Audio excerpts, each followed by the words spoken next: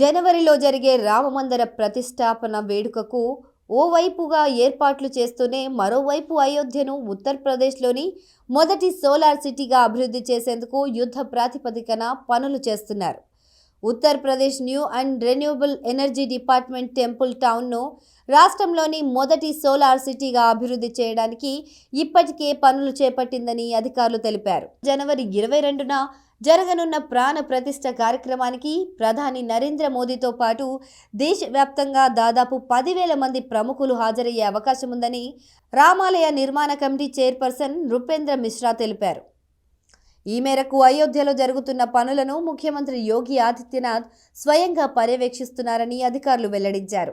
అయోధ్య పట్టణాన్ని సౌరశక్తితో విద్యుదీకరించే పనులను పరిశీలించిన అనంతరం ముఖ్యమంత్రి యోగి మాట్లాడుతూ అయోధ్యని రాజధానిగా చేసుకొని సూర్యవంశ రాజులు పాలించారని, కనుక అయోధ్యలో విద్యుత్తును ఇతర వనరుల నుంచి కాకుండా సౌరశక్తి నుంచి వస్తుందని అన్నారు.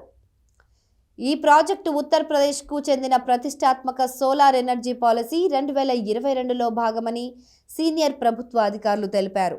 16 మున్సిపల్ కార్పొరేషన్లతో పాటు నోయిడాను సౌర నగరాలుగా అభివృద్ధి చేయడం ఈ ప్రణాళికలోని ముఖ్యమైన అంశాలని పేర్కొన్నారు.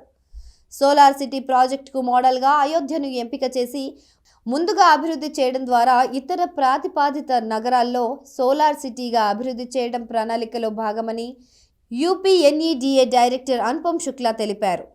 సోలార్ సిటీ ప్రాజెక్ట్ 5 ఏళ్ల ప్రణాళికలో భాగంగా వీధి లైట్లు, ప్రభుత్వ భవనాల వద్ద సోలార్ ప్యానెళ్లు ఏర్పాటు, ఛార్జింగ్ స్టేషన్లతో కూడిన ఈ రిక్షాలు, చెట్లకు నీరు అందించే విధానం, తాగునీటి కోసం సౌరశక్తితో నడిచే ప్యూరిఫైయర్లు వంటి సౌకర్యాలు కల్పించడం వంటివి కూడా ఈ ప్రణాళికలో ఉన్నాయి.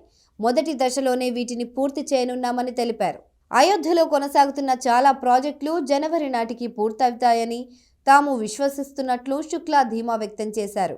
సరయూ నది ఒడ్డున 40 మెగావాట్ల సోలార్ ప్లాంట్ను ఎన్టీపీసీసీ గ్రీన్ ఏర్పాటు చేయడం ఈ ప్రాజెక్టులో అతిపెద్ద అంశమని, జనవరి నాటికి 10 మెగావాట్ల విద్యుత్ను ప్రారంభించే అవకాశం ఉందని వెల్లడించారు.